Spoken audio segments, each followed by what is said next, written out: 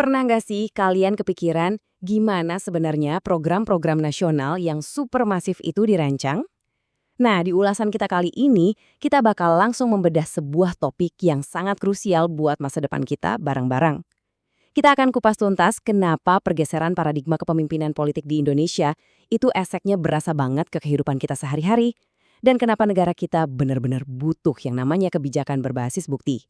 Oke, kita langsung masuk aja nih ke contoh nyatanya, biar kebayang. Coba bayangin skenario ini.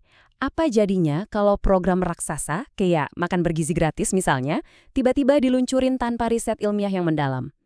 Ini bukan sekedar soal, oke kita bagi-bagi makanan ya. Nggak sesederhana itu. Kita bicara soal kerumbitan logistik, rantai pasok pangan lokal, pemetaan kebutuhan gizi tiap daerah yang pastinya beda-beda, sampai kesiapan infrastruktur di ribuan sekolah. Tanpa kajian berbasis bukti atau perencanaan yang matang banget, niat yang aslinya super baik ini berisiko banget. Risikonya apa? Programnya bisa jadi luar biasa mahal secara finansial, tapi dampaknya ke masyarakat malah minim. Ngeri kan kalau sampai salah langkah? Nah, dari sini kita bisa ngelihat sebenarnya ada dua kekuatan besar yang sering tarik-menarik di balik layar pembuatan kebijakan. Di satu sisi ada yang namanya insting politik. Pendekatan ini biasanya sangat populis, mikirnya jangka pendek, dan ya benar-benar bergantung sama intuisi atau firasat pemegang kekuasaan aja. Di sisi lain ada kajian berbasis bukti atau evidence-based study. Kalau yang ini jelas beda banget. Pendekatan ini sangat strategis, mikir panjang ke depan, dan pastinya berlandaskan keilmuan yang kokoh. Ingat ya, di ulasan ini kita nggak lagi memihak siapa-siapa. Tujuan kita murni mau membedah perbedaan sistemik antara nekat bertindak pakai feeling politik dibanding kalau kita menyusun strategi pakai data yang jelas. Terus yang jadi pertanyaan, kenapa sih akhir-akhir ini kayaknya kita lebih sering ngelihat kebijakan yang cuma ngandelin insting politik tadi? Ternyata, ketergantungan pada pragmatisme ini tuh nggak terjadi semalaman. Kalau kita lihat dari materi sumber kita, ini adalah hasil dari pergeseran sistemik yang udah merayap selama puluhan tahun dalam evolusi kepemimpinan politik di Indonesia. Coba deh kita petakan sejarahnya sebentar. Kelihatan banget ada kemunduran pemikiran politik di sini. Balik ke pertengahan abad ke-20, pas awal-awal kita merdeka, kepemimpinan kita saat itu benar-benar berbasis gagasan. Tokoh-tokoh pahlawan kayak Bung Karno atau Bung Hatta, mereka itu bukan cuma politisi biasa, mereka itu intelektual sejati yang tradisi bacanya gila-gilaan dan diskusinya dalam banget. Terus, masuk ke akhir abad ke-20, kita ngelewatin masa transisi. Di sini, fokus para tokoh mulai geser ke arah pencitraan dan bangun popularitas. Dan akhirnya, satu dekade terakhir sampai sekarang, kita masuk ke era pragmatisme dan intuisi. Kedalaman intelektual itu pelan-pelan malah terpinggirkan demi kepentingan elektabilitas yang sifatnya instan. Dan evolusi panjang ini, sayangnya, melahirkan satu realita yang disorot tajam banget di materi kita.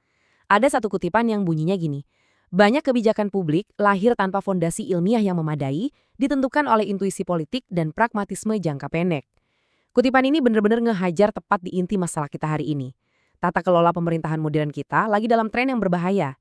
Karena makin kesini, makin menjauh dari standar akademis yang ketat. Oke, sekarang mungkin kalian mikir, terus urusannya sama saya apa?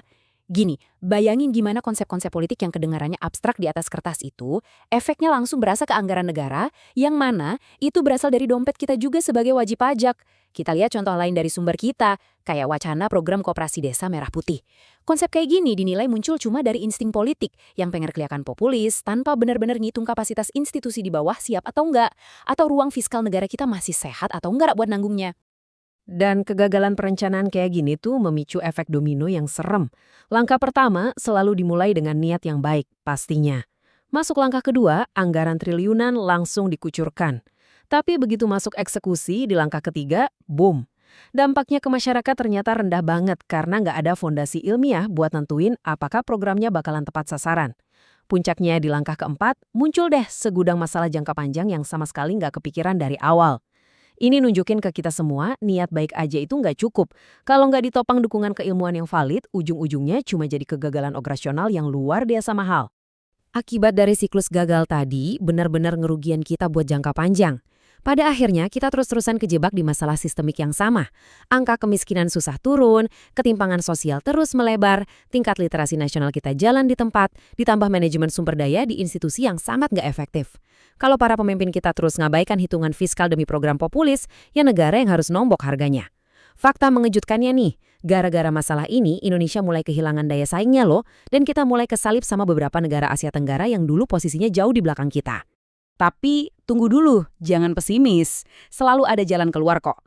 Gimana caranya kita memutus rantai masalah yang udah mengakar ini? Jawabannya ada pada upaya mengembalikan nalar kritis bangsa. Kita butuh sebuah restorasi besar-besaran tentang cara kita memandang politik dan merumuskan kebijakan. Jadi poin paling krusialnya di sini, kita benar-benar butuh banget apa yang disebut sebagai kepemimpinan intelektual. Apa sih itu? Singkatnya, ini adalah gaya kepemimpinan yang akarnya dari kebiasaan literasi yang kuat, doyan dialog, paham betul ketidakpastian dinamika global, dan, ini yang paling penting, punya nyali. Ia keberanian nyata buat ngambil keputusan berdasarkan bukti demi kepentingan jangka panjang negara, walaupun keputusan itu bikin sang pemimpin kehilangan banyak suara pemilih. Milih buat bersandar pada data rasional ketimbang nyari tepuk tangan publik, itu butuh keberanian level dewa, percaya deh. Terus, siapa dong yang tanggung jawab buat ngebentuk pemimpin-pemimpin kayak gini? Nah, materi kita ngasih solusi yang sangat jelas. Ada 3 pilar utama restorasi yang mutlak diperluin buat ngembaliin budaya politik yang waras dan rasional di Indonesia. 3 pilar ini punya tugas beratnya masing-masing. Pilar pertama, itu pendidikan tinggi atau kampus. Tanggung jawab inti kampus adalah ngebangun nalar kritis sama kesadaran etis, bukan sekadar jadi pabrik pencetak pekerja kantoran. Goal akhirnya, nyetak calon pemimpin visioner yang kerjanya selalu berbasis data. Pilar kedua, media massa. Tugasnya mengedukasi publik dan ngasih ruang buat debat gagasan yang sehat. Tujuannya supaya fokus masyarakat geser dari cuma ngeliatin popularitas, jadi nuntut rekam jejak yang substansial. Nah, pilar ketiga, ini adalah kita, publik. Tanggung jawab kita yang mengevaluasi figur pemimpin murni dari integritas dan kedalaman otak mereka. Ketiga pilar ini ibarat roda gigi, nggak bisa jalan sendiri-sendiri, harus muter bareng buat menuntut kebijakan yang ilmiah. Secara khusus, kita harus highlight peran sentral dari media massa. Media itu punya fungsi pengawasan strategis yang luar biasa banget. Mulai dari jadi sarana edukasi publik, buka arena buat debat intelektual, sampai maksa lahirnya kebijakan berbasis bukti. Media juga harus lebih ngesorot kualitas pemikiran seorang tokoh ketimbang cuma ngebahas seberapa viral dia. Media harus berani jadi anjing penjaga atau watchdog yang kritis yang mendesak politisi buat ninggalin janji-janji populis kosong. Bisa dibilang, media ini adalah benteng pertahanan utama kita buat ngelawan dominasi pencitraan politik yang dangkal. Dan ulasan kita hari ini akhirnya bawa kita ke satu pertanyaan yang tajam banget buat kita renungin bareng. Selama ini, pas kalian milih pemimpin, kalian bener-bener ngecek kedalaman gagasan dan rekam jejak nyata mereka nggak sih? Atau jangan-jangan cuma kepincut sama seberapa populer dan bagusnya citra mereka di depan kamera? Ini benar-benar tamparan buat kebiasaan memilih kita. Sebagai masyarakat, kita punya andil yang gede banget. Kita yang harus cerewet nuntut tata kelola negara yang disetir sama data, bukan cuma modal insting. Gimana menurut kalian? Yuk kita sama-sama mikir lebih kritis lagi. Terima kasih udah nemenin bedah topik kali ini, dan sampai ketemu di ulasan berikutnya.